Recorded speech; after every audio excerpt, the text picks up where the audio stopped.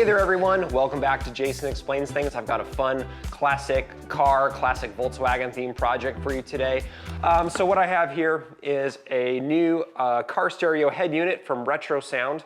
This is a fully featured car stereo that has Bluetooth and hookup for a subwoofer, everything like that, but it looks classic. Here's the faceplate that I ordered custom, and it has custom black knobs as well, if you can see in that bag with the light. The sound system in the car now is pretty cool, and I've done some custom things to it that I'm really proud of and I think are pretty neat. With the installation of this new radio, I think it's gonna finally complete it. It's gonna have a good sound, but it's also gonna aesthetically look right to me. So let's take a closer look at what I have in here so far. Yeah. Hi, welcome to the back seat of the Super Beetle. So here you can see my speaker tray that I built. In the center, you have a 8-inch Rockford Fosgate subwoofer. I have two Memphis Car Audio speakers here, right and left, for stereo sound. And then to kind of finish everything out here, make it look as original as possible and classy as possible, I like to think, is this piece of oak trim, which is stained to match the wood slats of my roof rack, and this very, very cool, very vintage Volkswagen emblem off of a mid-60s microbus. So here is the head unit from Kenwood. As you see, it lights up blue. It's kind of bright. It's a little bit more noticeable than I'd like it to be, like I said before. So let's go ahead and I'll plug in my phone and we'll get a little sound test.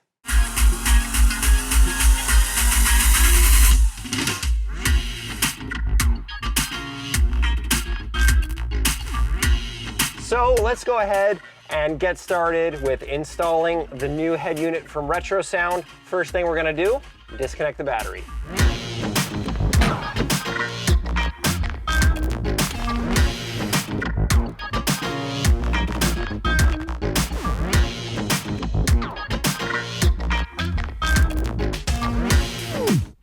All right, so we got the old radio out. This is still a decent little radio. I'll definitely hold on to this. I probably will end up using it for something.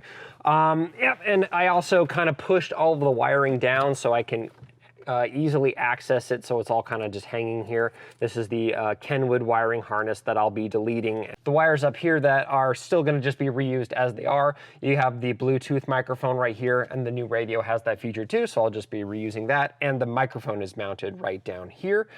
Here's your radio antenna connection, and also here is the right and left connection for the subwoofer. So that all is just gonna get plugged into the new radio as it is, so that's why that's up here. And yeah, so here is the old wiring harness, and here, right here is the new wiring harness, and to install this, we need to know what all of these wires do. So I had to disassemble a lot of the back seat area, the panels here on the right and left and everything, to make sure exactly what each wire is, but it wasn't too hard. I mean, a Beetle doesn't have that much to hook up in the first place. Cool, so we got all the information we need. Let's go ahead and get the wire cutters out and remove this old wiring harness.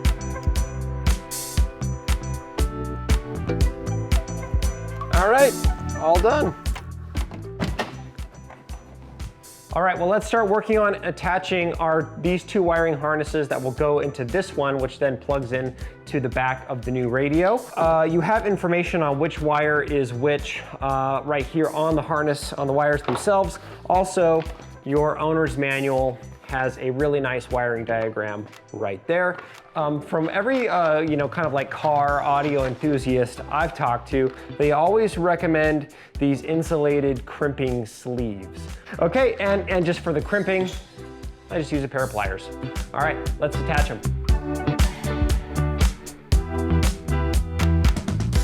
All right, hey, I think that looks pretty good. Nice and clean, a lot cleaner than the first time.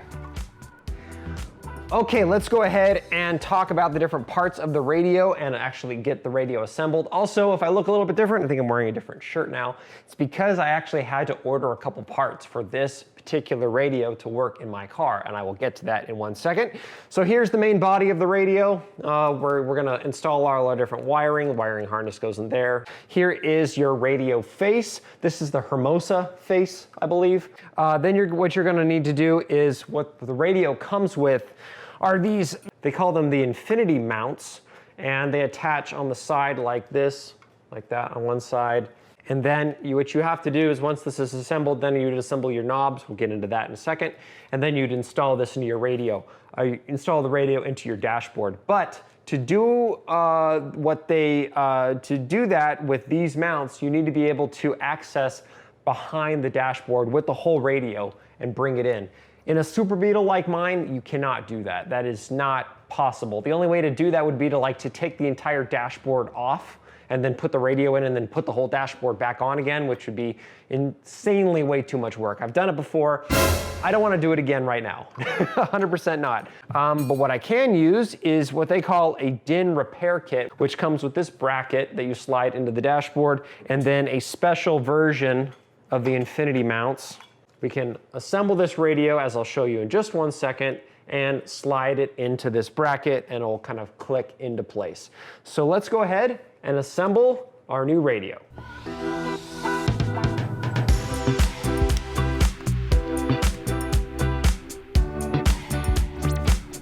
Okay, face attached. Ooh. Boom. There you go.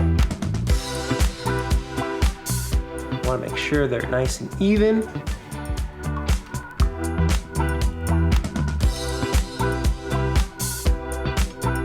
It's all hand tightened right now, but I think that looks good. So next thing you want to do is each side has a spot to plug in each shaft. So I'm going to do that right now. So I just tightened up the two knob shafts on the sides with a 1/2-inch wrench. As you can kind of see, want to make sure these are nice and straight.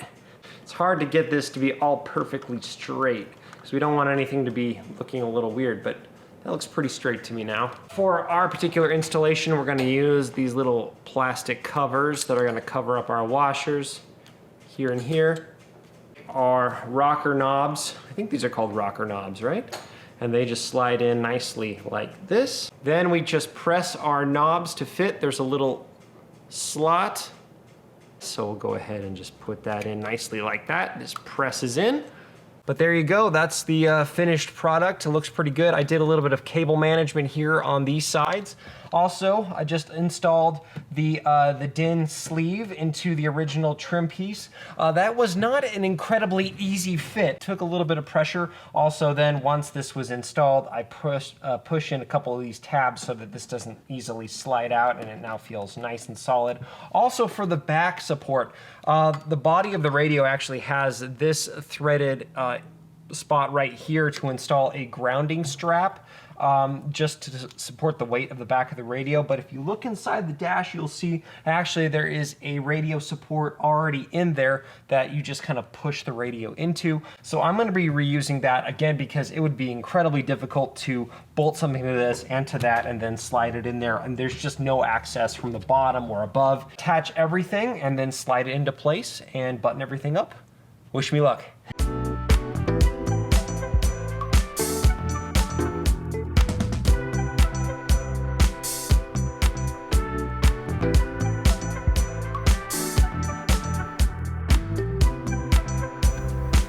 Go ahead and turn this on.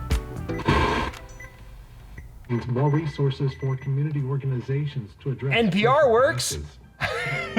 Well, this installation of the new RetroSound radio is done. I love the look. I'm gonna take the car for a spin and I'll show you some of the new features.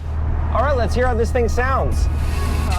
Driving around listening to the stereo, I'm very happy with how everything sounds. You have complete control of your bass, your treble. You can even kind of go in and adjust frequencies, things like that. So there is a lot of depth if you want to get into it. For me, I'm going to pretty much just be using the radio and the Bluetooth, nothing else. But it has everything I want and it looks great, so I'm very happy. So would I recommend the stereo to you? Well, if you want something that looks like this, you don't have a lot of options. As far as, I think the build quality is good. Honestly, it's a little bit of a difficult installation, I'm not gonna lie. It's a little fiddly. There's a lot of things you had to kind of do to adjust it. There's a lot of parts. I think they kind of throw everything in the box that they think you could possibly need for any car. So there's a lot of stuff you end up not using. But overall, I'm really happy with it. I think it looks really cool. All right, everyone. Well, that's it for this video. Go ahead and give this video a like and subscribe to Jason Explains Things for more awesome videos about Volkswagens and other things too. and I'll see you guys next time. Bye. I'm gonna go this way.